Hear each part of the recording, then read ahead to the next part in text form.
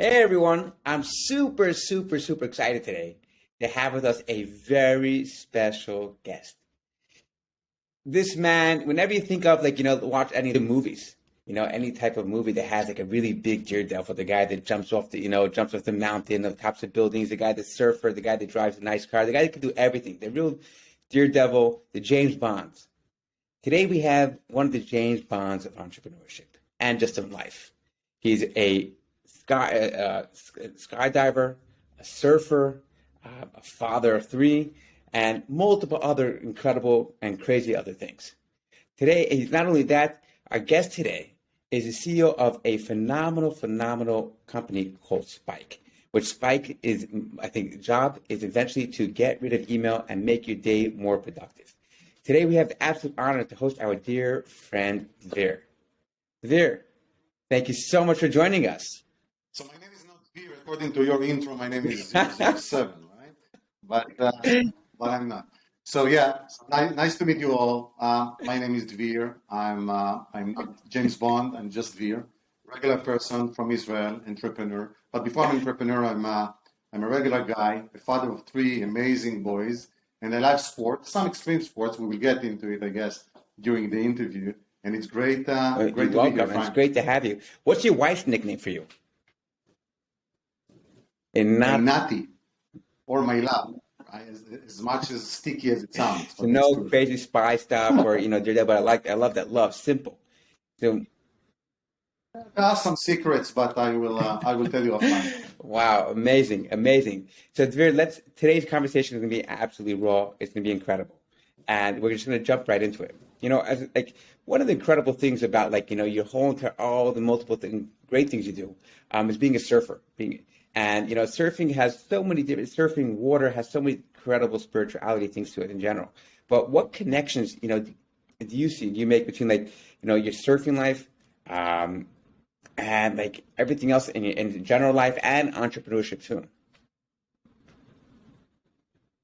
I totally agree. I think like being a surfer or in general, even spending time on the beach, in the ocean, it's very spiritual. I'm surfing. I started to surf on the age of 8 or 7. I remember myself running after my father on the beach. And since then, basically, I'm trying to surf as much as I can. As I mentioned earlier, I have 3 boys, 2 of them already surfers. By the way, much better than me. And yes, surfing in some aspects, it's similar to working in a startup, not just as a CEO. Like in general, working as a startup, there is never a guarantee which morning you will get, what kind of wave you will catch, right? It's very unpredictable. And not just that it's unpredictable, as we just mentioned, it's very relaxing when you're sitting in the middle of the ocean, you're cleaning basically your thoughts, you're very much focused, you're just running after the perfect wave, you don't know what will come. So in my life, it sounds and it looks like very similar to what we are facing on the startup life, right? You're coming in the morning, certain issues that you need to tackle, and you have like a very busy agenda, but you don't know the real things until you are coming and starting to tackle them. So all these unpredictable stuff are very similar to surfing. I'm finding it very spiritual and relaxing for myself, and that's why I'm trying to do it quite often. Like every time that there is a swell here in Israel. Awesome. That's absolutely cool. Awesome. But one of the things you mentioned, very interesting, how to deal with the unpredictable stuff, right? So like, how do you deal with the unpredictable stuff? As a job, as a CEO, as a founder, you obviously have your calendar, but then you have multiple things being thrown at you from left, from right, from center, all day.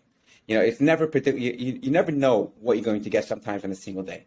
So how do you do? How do you anticipate it, or how do you deal with all that? Look, in reality, it's all about trying to be efficient and productive as much as you can.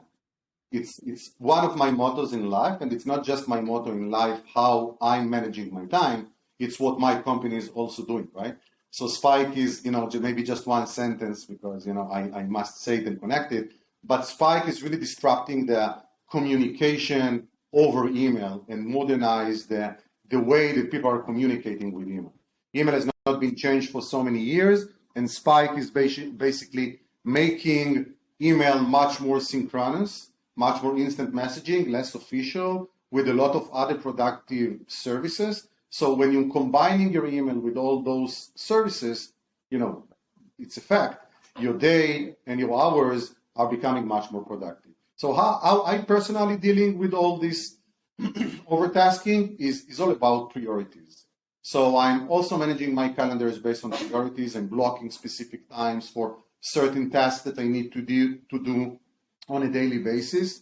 On a personal level, I think I'm more like a relaxed person than under stress person. And if I have stress, which I do, like everybody else, I'm trying to manage it. But I'm trying to focus on the big issues that I need to tackle every day.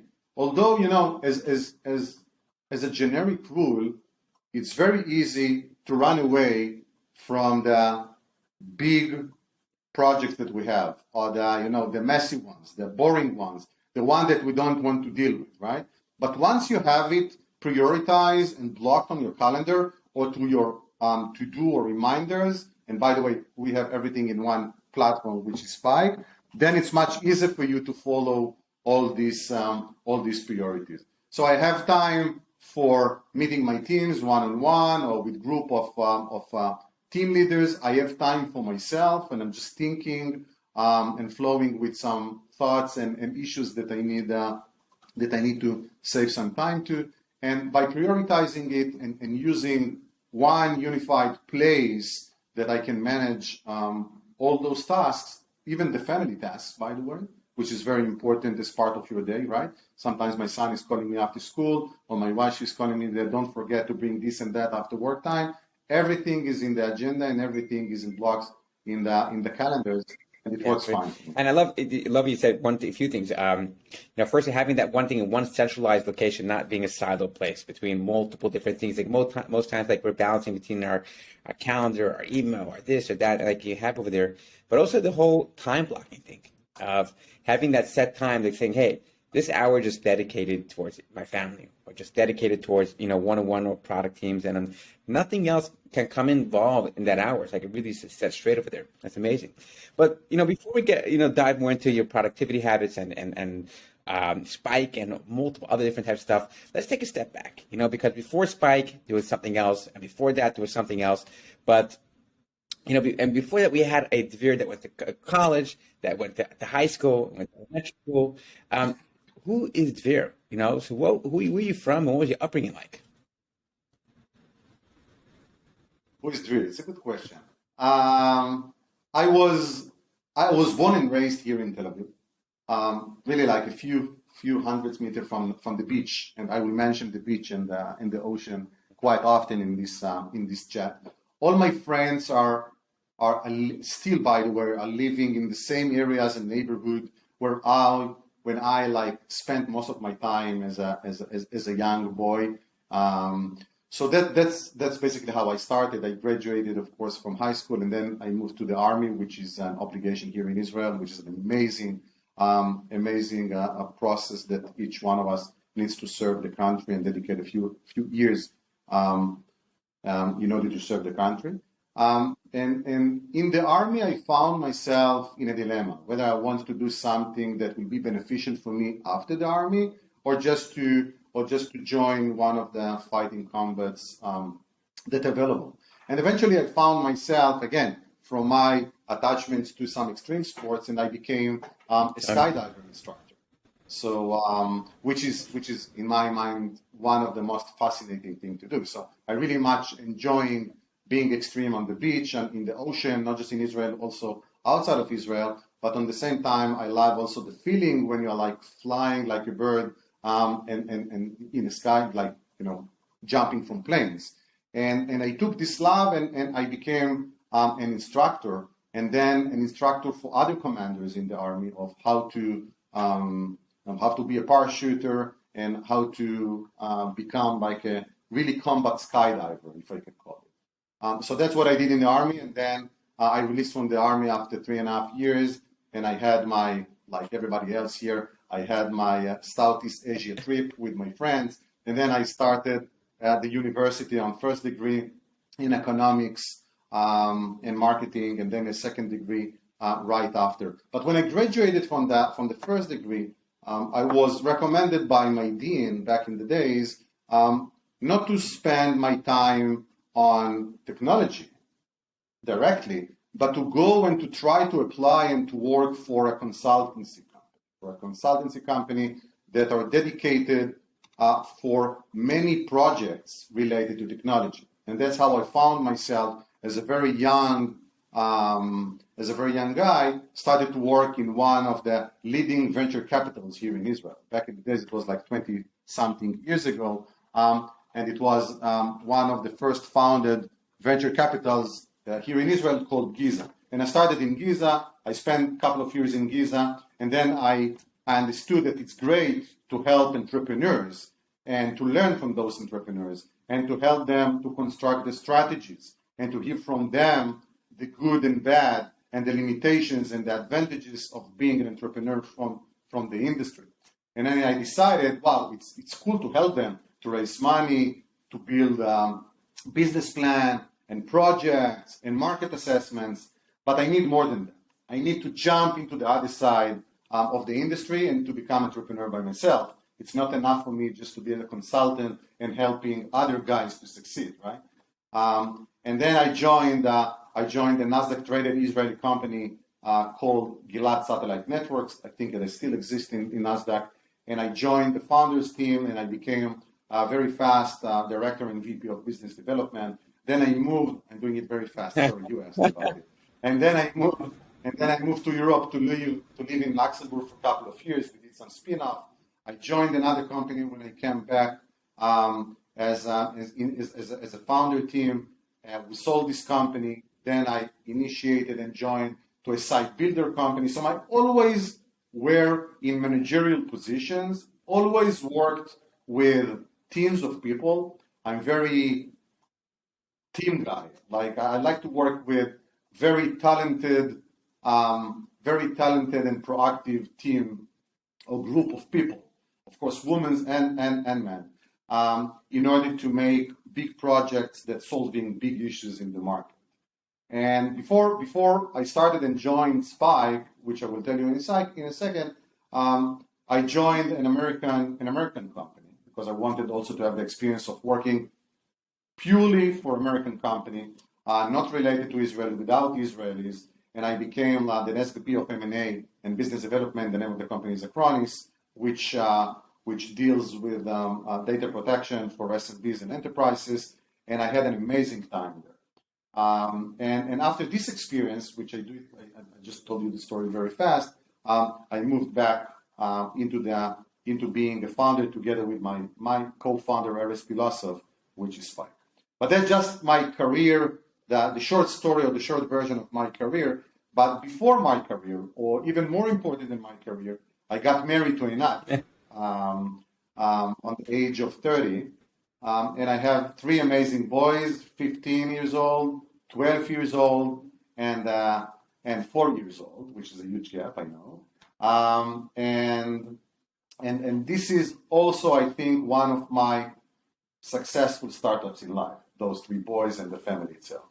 And I think for every entrepreneur and every guy who is working and dedicated a lot of hours of his day and from his life to work, to succeed, to run after successful projects, it's super important not to forget that you still have life, that you need also to pay attention to and to devote like big chunk of your time also to this part on this life.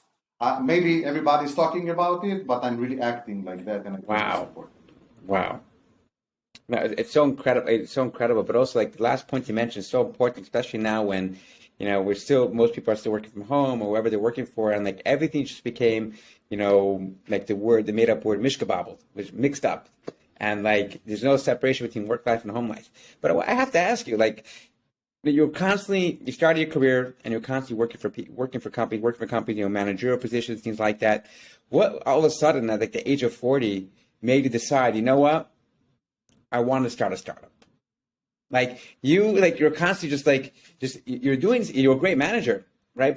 But being a manager and being a CEO and founding a company are totally two separate things. And you gave up a good paycheck. Taking the risk of the unknown, right? You're taking the stress of the work back into your home with you. Things that you didn't have to do before. Well, all of a sudden, at such an age, they go and decide to do that. It's a very good question. First of all, Spike is not my first company as a CEO and as a founder. Maybe I forgot to mention it, but I had another company previously that I founded, and then we sold it out pretty successfully. So it wasn't my first experience. But I totally agree with you. There is a huge difference between being senior manager in any size of company and being entrepreneur starting from scratch. It's a totally set of passions, expertise, a lot of negative feedbacks that you're getting. You need to be a combination of big visionary guy, sales guy, even engineering side and product guy. So it's a combination of strategic and economical person if you really want to start something from scratch. It's not enough, there are lucky people, but it's not enough to be good on one vertical of things. It's not enough to be great in building products or being like the most talented engineer that knows how to code amazingly. You need to have all these bits and bytes in order to try, not always to succeed, but in order to try to start up something from scratch, which is starting from a strategic thinking. What are the issues that I'm trying to solve? Why should I wake up every morning? Getting a team together with me, even not behind me, together with me, in order to tackle this big problem that we're trying to solve. Once you have this vision and you think and you really convinced that there is an issue in the market, not just to solve an issue, even sometimes to educate, even to improve something which is pretty big for people, then try to grab the relevant people that will work with you, not surrounding you, together with you on the early days, in order to construct something that will be appealing enough and attractive enough for people that will help you to, to support you with some funding in order to make this a reality. So yeah, there is a big difference between being whatever title is in the managerial position as an entrepreneur. And for me, that was, you hear how I'm very excited when I'm talking about it. That's what I like. It's a kind of crazy persons for doing it. I'm one of them. So then what finally gave you that edge, that push? So obviously you mentioned a second ago, you had a previous startup which you sold, but then you took that long break. But what finally gave you that push when it came to the problem with Spike specifically? And it came to you and you're meeting your co-founder. You're like, this is something that I want to tackle for the next, whatever it is, 10, 20 years, because it's a marathon, not a sprint. And I want to dedicate my time to this. Something that I want to wake up in the morning, every single morning, no matter what. If it's raining outside, if it's sunny outside, and I want to fix this problem. It's funny because as you just described it right now, that's exactly what happened to me. The Spike idea started from my amazing co-founder, Erez Pilosov. Erez Pilosov is one of the most talented, visionary product and engineers that I and many others ever met and will meet. And 15 years ago, he initiated the most popular Israeli email solution called Walla, and which became later on a huge portal with news and so on and so forth. But he started it 15 years ago, that this company went public and became very successful and so on and so forth. So he always had in the back of his mind that email and the advantages of email, which belongs to anyone. It's not an Amazon company or Google company, right, or Facebook company. It belongs to us, to everybody. It's non-federated, will always remain. But there is a big change in the market, in the way that people are communicating. People are communicating in a different way, which is much more human, much more instant messaging-like, much more synchronous way, right? Less official. That's why we're all moving very fast into the WhatsApp and the iMessage and the Facebook Messenger. So if people so much enjoying communicating via synchronous real-time communication, which are more human and more collaborative, and on the other hand, people will always have email because it's your identity in the digital world. why not to combine them together and create something that will really be the modern of the communication for personal use and for business use. That's how Erez started it, like in books and like in movies, in a small garage in one of the villages here in Israel. He got some funding from one of the best angels here in Israel, a gentleman called Guy Gamzu, which I love very much. And they started this project as a proof of concept. And I joined back in 2017 when they asked me, okay, we created it. Now, what should we do then? Help us. You are great. If you remember, I was on the business development side, on the corporate development side. So I just stepped in and started to brainstorm with them. Okay, so what you created, how can I help you, in any way? Because I was introduced by Gigi Levy, an amazing angel here in Israel and general partner of a VC called NFX. And when I saw it, and I know Erez from the childhood, I said, hey guys, it's amazing. This solution will be the future of communication. Let's build this solution, which became Spy, and let's tackle a big issue that everybody has today, and sometimes they're not even realizing that they have this issue. And the issue is the confusion that each of one of us have because we have so many communication and social application on our mobile and on the desktop. You have iMessage in the US, and you have Facebook Messenger, and sometimes WhatsApp, and you have Slack, and you have Teams, and you have Asana, and Monday for project management, and to-dos, and calendars, and so on and so forth. And it's always in addition to the email. So email is always there, and it always will be the prime of your communication. So let's combine them together. Let's build something which is much broader than regular email. And that will be the future of the communication. And, we started it when Slack started to become very popular. So in our vision, in our eyes, Spike is even much more open than Slack. Slack, it's a silo, right? It's great for internal communication. So it's not just waking up in the morning one day and say, hey, I would like to tackle the email industry. I was fortunate enough to meet again Erez, see what he built as a proof of concept, and together we gather like an amazing team surrounding us, together with a great people that supported us with funding right immediately because of the vision and the experience that we both of us had. And we started Spike like a couple of years ago, which is progressing amazing. Incredible. First of all, just to see the passion, the way you talk about it and get excited about it. And, it's not just about obviously solving your own issue, but, you want to bring this to the world to help everyone else solve their issue and to have effective communication within their team, within their work, and hopefully within their life too. But I want to find out, once they brought you on, right? They brought you on to become CEO and to build this up together with Erez. What was your process of building it? How did you actually go about saying, hey, this is step 1, step 2, step 3 we're going to do in order to take it to the next level? A good question. I truly believe, and again, it's another message that I would like to convey to people who are listening to us. In startups or in marketing or in product market fit or whatever you will touch in organization, there is no one coherent true answer. And I will tell you more than that. Remember that at the beginning of the chat, we talked about the unpredictable of the ocean, like waking up in the morning and don't know what are the big issues that you will be able or you will ask to be tackled and to work on. And that's exactly the life in startup. You can plan whatever you want. You can build any model that you want in Excel or Google Sheets or slides, right?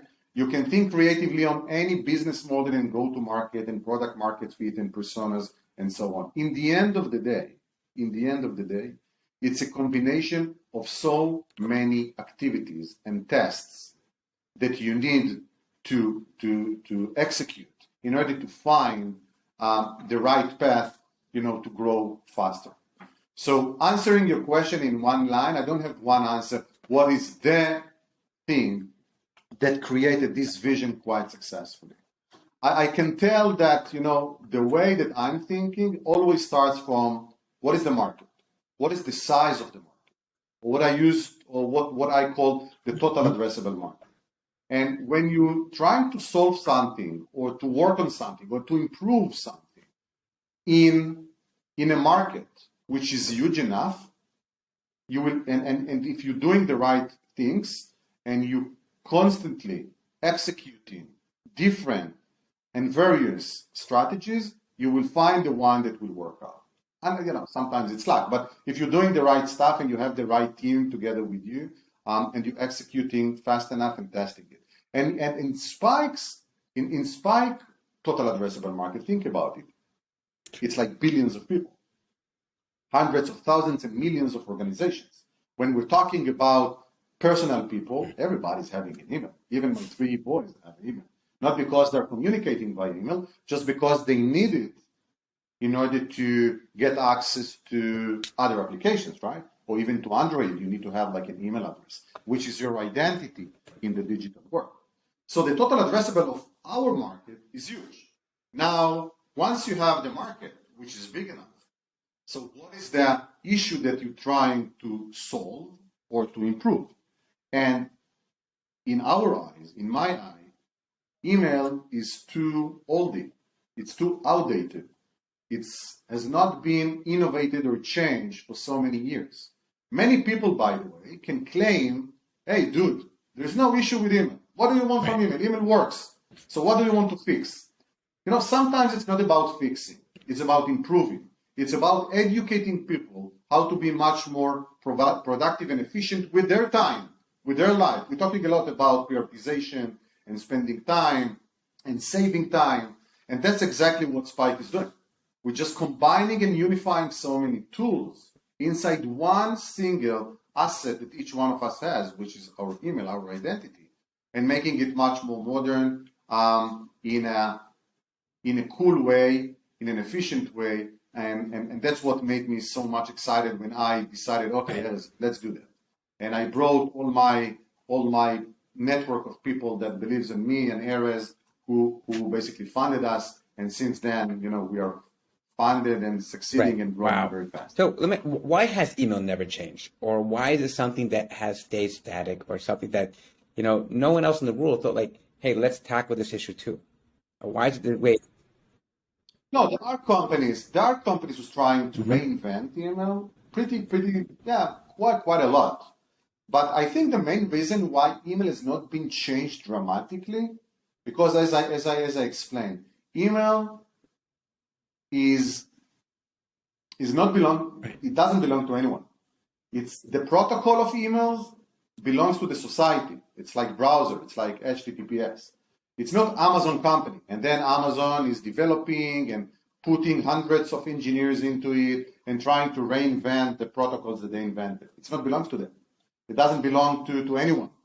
So the only company who came 15 years ago, and even they didn't change, but they renovated a bit the way that email acted, was Gmail. Gmail was started 15 years ago, like precisely, I think, 15 or 15 and a half years ago.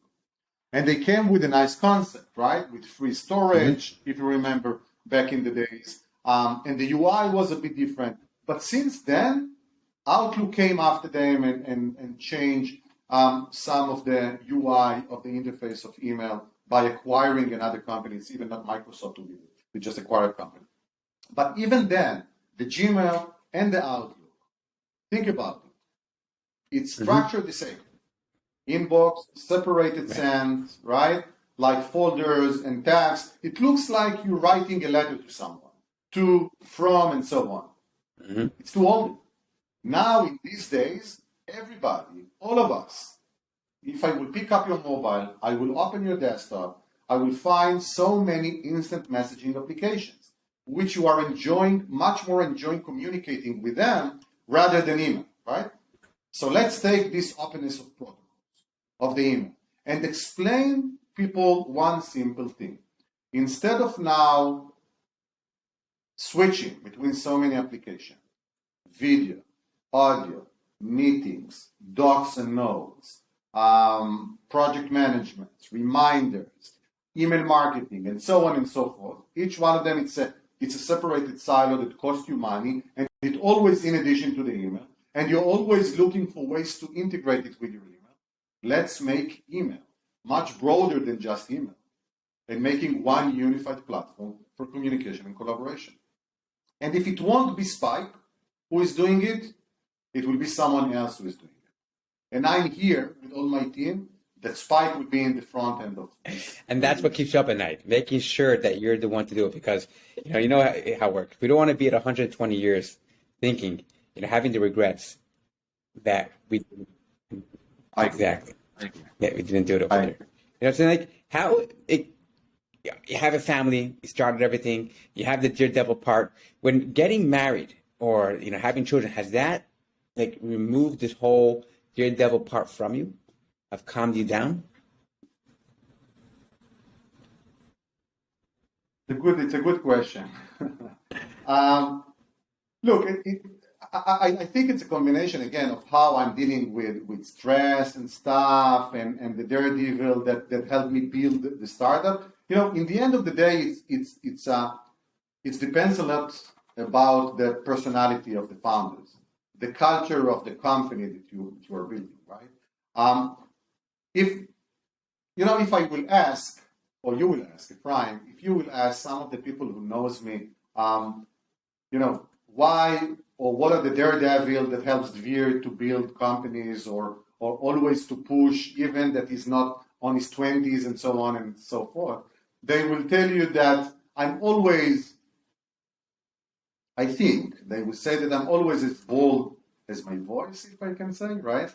Because I'm always like pushing and proactive as much as I can. I'm always like to try to tackle on big problems and big issues that everybody says, hey, don't touch it. It's too complicated. That's what really makes me more excited.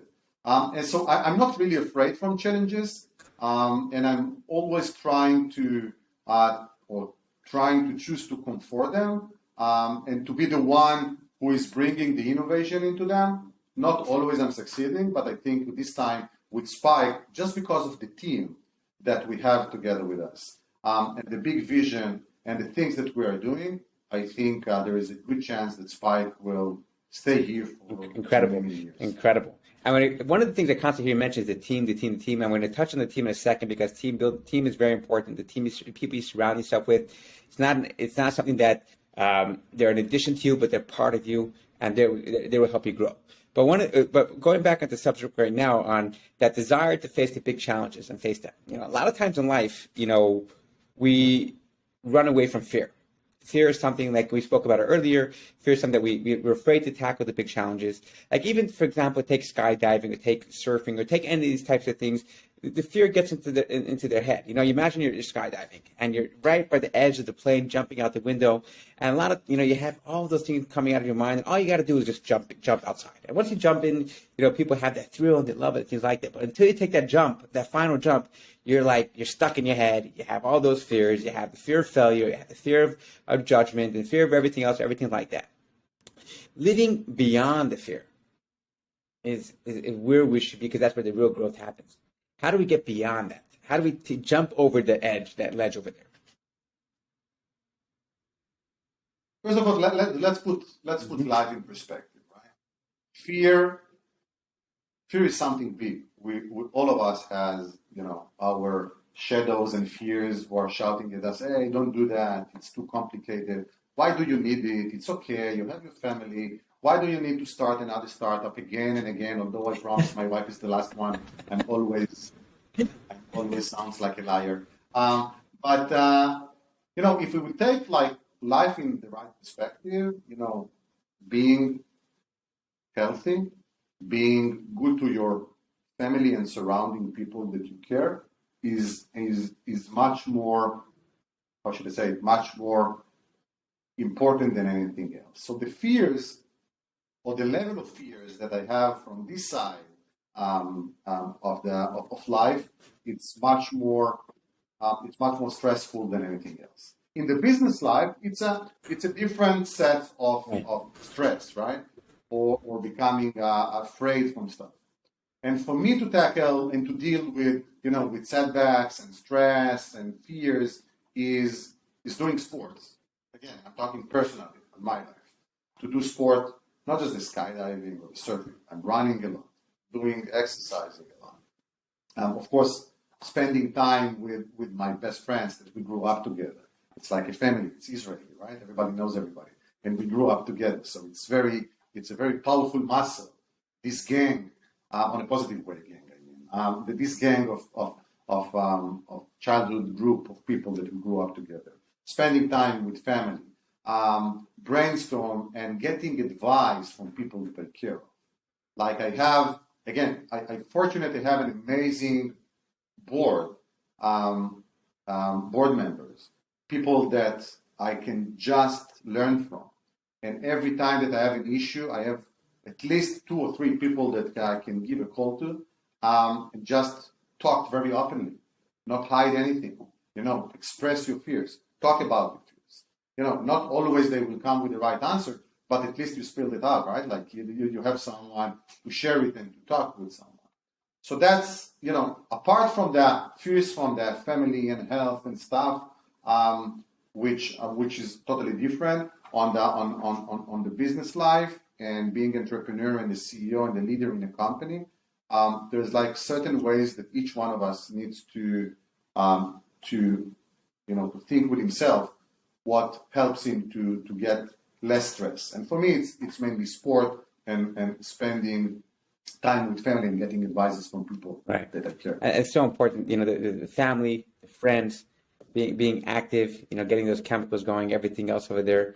And that's like you mentioned, everything you have to put everything into perspective. Most times issues are not as big as they seem, they're not as small. It always falls out somewhere in the middle ground. Exactly. As long as you are sharing and talking about the issues and not hiding them, it's the level of stress is like really decreasing dramatically and significantly. Yeah. And it's true for everything. In the end of the day, all of us just human beings, right? Like regular people. No matter what will be your title, CEO, VP, from the beginning of the journey. And those are the things that are important for us when you are taking it for your personal life and also for Right. your professional life. And I'm trying to be Dvir always, no matter if I'm outside of the office or inside the office, for the good and for the bad. 100%. And that goes almost full circle to what you were talking about before a lot, was the team aspect of showing up as your true self. Now, a lot of times we talk about this work-life balance. We talk about this. There's no 2 separate people. I'm here. God forbid we're not blessed if we're not we don't have any mental illnesses where we're 2 separate people, different located in work. We're the same person. But so like, how do you talk about this incredible team? But so how do you go about building that team? How do you go the team building aspect of it? Because every company has a unique thing what they do in order to build that culture, in order to build that team, to bring everyone together, to unite everyone, to make them one. I think all that. It's really challenging. It's really challenging because especially in Israel, and I guess that everybody is sometimes, especially recently, is hearing about the great success of another unicorn from Israel. Big companies are growing up here and becoming very successful, which is amazing for the ecosystem. But it brings another complexity. It brings complexity in the sense that competition on talents becoming something very very competitive here and very tough. There are like certain people that love to work for, let's say, late stage companies that already growing very fast and started their journey like 10 years ago, and they are very experienced people, and they're either joining those companies or staying with them for a long time. But not everybody, although it sounds like everybody here in Israel, every second person is working for a startup, it's not the case. And to convince people to come for still, I don't want to say dangerous, but unstable or unstable future as a startup, right? That's the nature of startup. Sometimes it's more complex.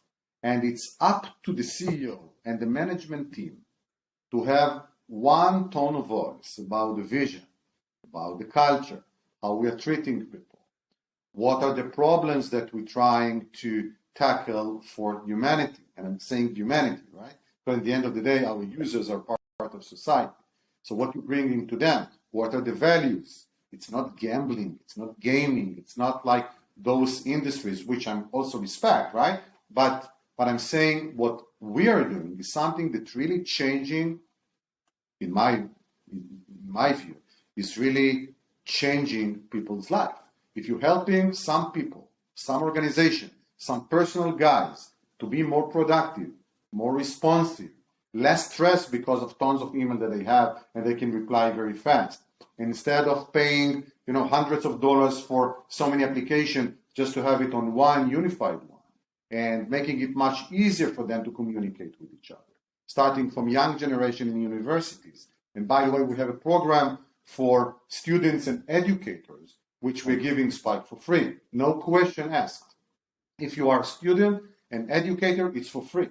Because I'm a great believer that those young generation, once they will adopt Spike and start to use it, and we see it in the numbers, then when they will grow up and they will join the first employer, or even they start their business, right? They will continue to use Spike because they're used to it, because they found it as the go tool for them, no matter on mobile or desktop, to use in order to communicate with the peers, with the vendors, and so on.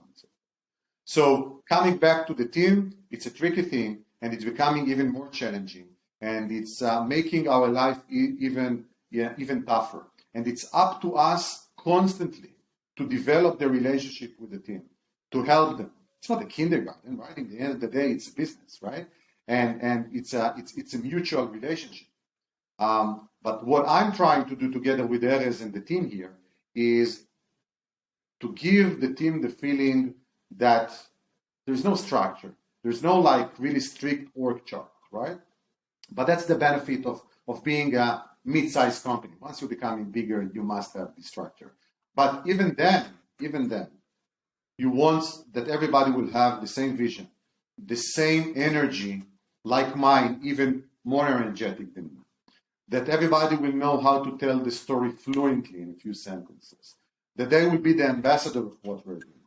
And if we find this passion in the team's souls, I think when I'm watching it and seeing people, how they're talking about Spike, how they're presenting it outside, how they're talking between themselves, how passionate they are about new features, about new solutions, about new approaches, about new campaigns, I'm feeling very brave that we have one common, mutual, long-term vision together. And yeah, we will do whatever we can in order to really to become one of the best here. To get that unified vision, where everyone, you can ask any single employee, any single team member. It's a daily job. It's a daily job. Right, that's absolutely the ultimate goal.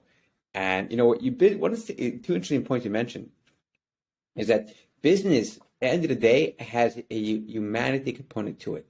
It's not just we're providing tools for people just to have, one centralized location for all their email and everything like that. No, the way you talk about it, and you mentioned that we are here to change their lives, to help them, personally help them. One of the CEOs that I'm really much respecting, and I have again the fortune that he decided to invest directly in our company, is a gentleman called Eric Yuan, who is the co-founder and CEO of Zoom, which everybody use on a daily basis, right? And if you will go to his social network, even LinkedIn or Twitter, you will find his name, and beneath his name is bringing happiness to humanity.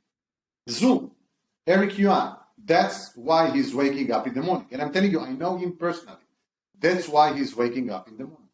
And I truly believe no matter what you're selling, what kind of service, no matter if it's car dealer, if it's healthcare devices, if it's SaaS software, if you find a way to communicate, but really to communicate, not just as a buzz, to really to communicate and to believe that what you are delivering to the other side, i.e. to customer, to society, to universities, back to society, is bringing some benefits to them, you are in a good path. And that's exactly what we feel. 100%. It's not about, obviously, yes, you have to make money to keep the lights on. But if you're constantly just edging to like, hey, how can we pull another dollar in order to do that, it's not going to work. It won't. Totally. Wow. Totally. So then what do we tell, I mean, we've been through so many advice for entrepreneurs and do so many different things, and we have multiple, but what do we tell a young Dvir that has the ability to, is facing life for the first time, graduating university, and he has multiple options for him. He could go to Costa Rica and just surf there for the rest of his life, and that's a great life too. He could go ahead and start a startup, or he can even become a barista somewhere, or he could become, a bus driver, which is also a very prestigious job. Great. But what do we tell a young Dvir? Don't do it. No, I'm just kidding. If really like changing and creating and innovating stuff to the world is something that makes you feel that you have the passion to, try it. I'm not saying that it would be 100%, Right. success on the first try, but at least try it. Always, I know it sounds as a cliche, but go out from the comfort zone. Get out from the comfort zone. Comfort zone is easy, especially these days. If you are dedicated and you're a smart guy, you will find a proper job, you will have a nice income. But if it's not enough, Right. take it to the extreme. Go in the middle of the ocean, sit with yourself. Go up to the plane. Do marathons. Do whatever you want. But never, that's what I'm trying to tell my boys, and they will choose their journeys. Never give up. Even if you fall, get up. It will be okay. You have your family, you have your friends, you have your society that will support you. So I can tell you that, I'm not regretting or I would have changed something from my past, but I remember myself always saying to myself, at least I tried.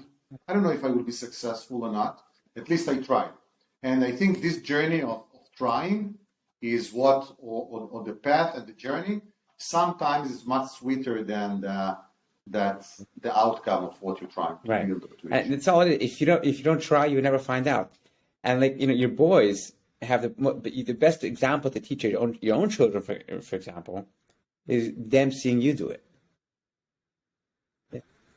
Yeah, you never know. You never know how they see you, right? But you know what you're trying to show them, and it's up to them to take, the good, the less good, build themselves, and just enjoy the life. Amazing! Wow, amazing! And I first of all cannot wait to see where Spike goes, because definitely onto incredible big things. But also your own boys, to see how they have an incredible father that's taking things to the extreme. And I'm afraid to see what your youngest boy is going to become like. His extreme level will be to a whole other thing. Who knows? His risk tolerance. I'm always very much looking forward to see it. But Dvir, I want to thank you. I learned a lot today myself. I always learn a lot, but specifically from this conversation, we learned a tremendous amount. And one of the things is that it's very easy to become static in life and to become competent and just stay in the zone and not be afraid to push things a little bit to the edge sometimes. And hearing from our conversation today, and everything from what you've done and everything that you for your career and your personal life, saying, hey, just go ahead, jump out of the plane. Take that last step out of the plane and just fall. Don't worry. There's a parachute. There's some type of parachute that will save you. Whatever. Two parachutes. You have the reserve as well. So See, nothing is as bad as it ever seems. And a few other messages was like, there has to be a human component to the business too. It's not just all about the profits. It's about thinking, what is my product going to end of the day when I'm going to sleep at night, knowing that I want to know that my product is making a difference in that person's life that's going to be using it. It's not just about, yes, improving their communication within their teams, which is great, but actually going to change their life, that their life is getting 1% better each day when they use my product. And then there's multiple other things that I've learned. So, but there's no doubt in my mind that this is obviously going to benefit thousands of people that are going to listen to it. But I feel truly grateful to hear your story and for trust me to share your story and to all the lessons I've learned over here. So thank you so, so much. Thank you, Fran. Thank you. I think that you're doing an amazing job in, talking with so many people and getting, just hearing their stories. And thank you for inviting me. It's a pleasure.